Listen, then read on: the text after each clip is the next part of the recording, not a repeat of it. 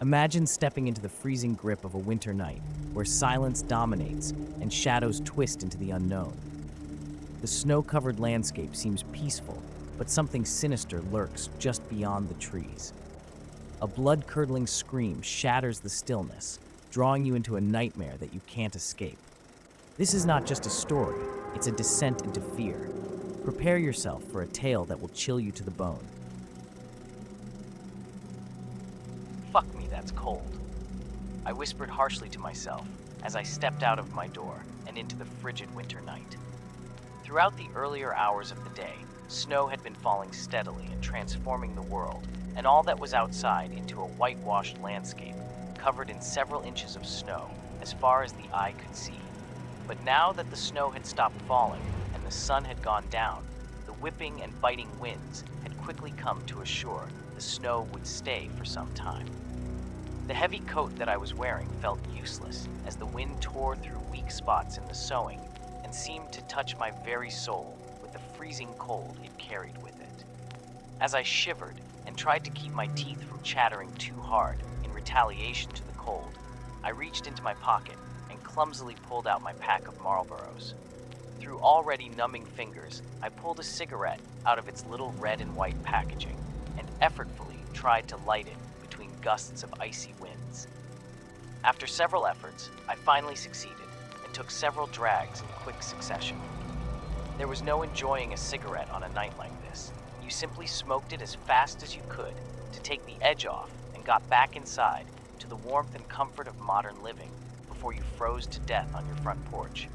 As I hastily tried to get to the filter of my Marlboro, I looked around at the foreign-looking landscape all around me. Yikes, not much a winter wonderland right now. I thought to myself as I looked around at the twisted shadows of the trees around me and into the still, silent abyss of the darkness beyond the horizons of my property. It's strange how you don't really notice how much noise there is outside until it's all quiet. And on winter nights like these, it was eerily and uncomfortably so. If it wasn't for the wind, I could have probably heard my heart beating, and between the silence and the darkness and the freezing cold, I couldn't finish my cigarette fast enough. My senses became hypervigilant as the bright ember of my cigarette distorted my vision when I draw it close to my face, illuminating everything up to my nose and pitch-blacking everything beyond it. As I took another drag, the scream of a woman made me jump and gasp in complete and awful surprise. It had come from the tree line just beyond the snow-covered field of my backyard, a sharp and blood-curdling scream that penetrated the stillness of the night with an unmistakable clarity. Involuntarily, I crouched low on my porch and stared into the blackness of the winter night. I couldn't hear my heartbeat before because of the wind, but with the rising fear of the scream I just heard, I now couldn't hear the wind over my pounding heart. The world around me had fallen back into its unnatural silence, but the knowledge that the silence wasn't still and empty as it had been before had put me on serious edge. Cigarette still in hand, I turned around and grabbed the handle of my door to get myself inside, when once again the stillness of the night was interrupted. The same blood-curdling scream as before could once again be heard, but this time it was louder and much closer than it had been. As the wind carried the noise of it towards me, I could discern that the scream was coming closer and closer with rapid speed, as if whatever was making the shouts was sprinting across the snow-covered field and directly towards me. Overwhelmed with panic, I stumbled into the doorway of my house and slammed the glass sliding door shut, clicking the locking mechanism on it as I did. I looked up again and screamed as the source of the screaming made itself visible to me. Sprinting towards my back porch with determined and malicious speeds was a woman. Though it was dark and I could only see her rapidly moving silhouette, I could tell that this was not someone who needed my help or assistance. Her hair was a disheveled mess. She wore no clothes that I could make out, and even though she was moving with the speed of someone in a full sprint, her legs did not suggest that she was running. They moved in a grotesquely awkward stammer as her arms stayed rigid at her sides. The screams grew louder and fiercer, and even through my shocked and horrified state, I knew that any human being in existence would have had to have stopped and taken a breath by now, but this woman did not. Before I could even attempt to process the horribleness I was seeing, the woman had reached the top of my porch stairs. Her movements stopped instantly as she stepped into the light of my back porch. And in the shock and disbelief at the sight of her, I fell backwards onto the linoleum flooring and desperately tried to distance myself from whatever this thing was. Her skin was blue and black, frozen from the cold. Her face was twisted into a horrible expression of pure rage, like some horrifying still frame of a rabid dog. Yellow teeth protruded crookedly out of her lips that had been drastically split down the center, perhaps as the result of moving them after they'd frozen. One of her eyes was missing entirely, gauged out of her head by some carrion bird or scavenger, an empty, mangled hole in her head. The other stared wildly and unblinking with unrestrained malice, a dead and gray gaze of total evil. The figure's wrathful eye seemed to lock with my quivering self. As soon as it took notice, she again began screaming. Horrible, ear-shattering screams that seemed to rattle my very essence. The glass window trembled violently against the percussion of sound emitting from woman, her face twisting into something I can only describe as hellish. Several times her frozen arms pounded against the glass, determined to try and break it down to get in.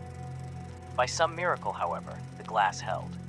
As I wept helplessly in the kitchen of my home, the figure took off again in the same grotesque manner as before.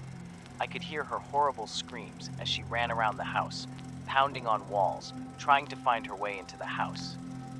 Several times I could see her peering into the windows, head pressed against the glass with a furious expression. Through my absolute horror and panic-stricken feelings, I could feel myself reaching into my pocket for my cell phone.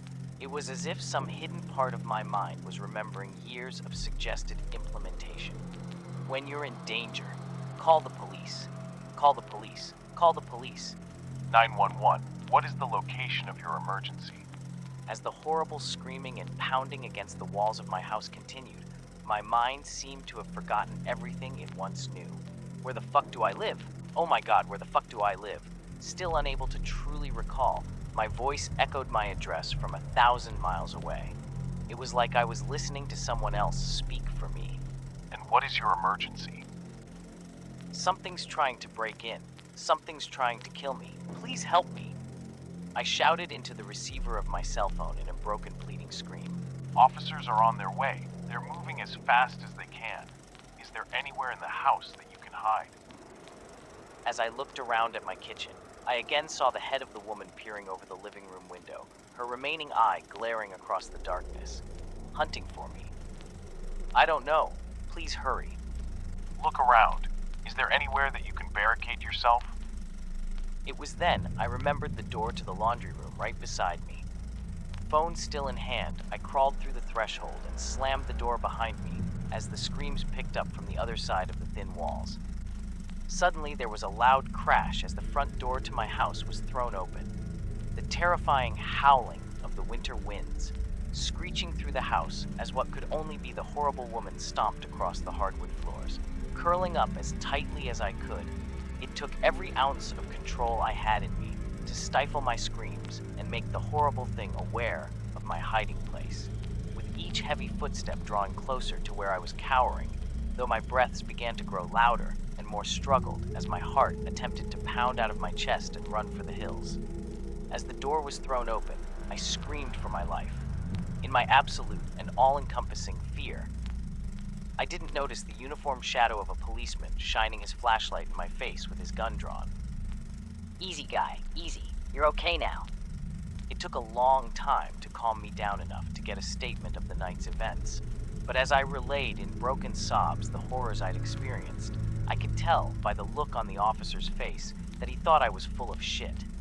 The questions that he asked me seemed to affirm my suspicions. Are you on any medications? Have you taken any illicit substances tonight, sir? When's the last time you slept? As I stammered through the questions, begging the officer to take me seriously, a sharp and concerned voice barked from the other room, from the other side of the now ajar sliding door to the back porch. Richards, get over here and take a look at this. As we stepped out of the living room and back towards the kitchen, I saw Richard's partner standing out on the snow-covered porch, shivering in the bitter cold with his flashlight pointing towards the ground, his face pale and stuck in a concerned and perplexed gaze as his flashlight illuminated a trail of unmistakable human footprints, barefooted, heading away from my porch and into the frozen and desolate darkness of the fields beyond my house.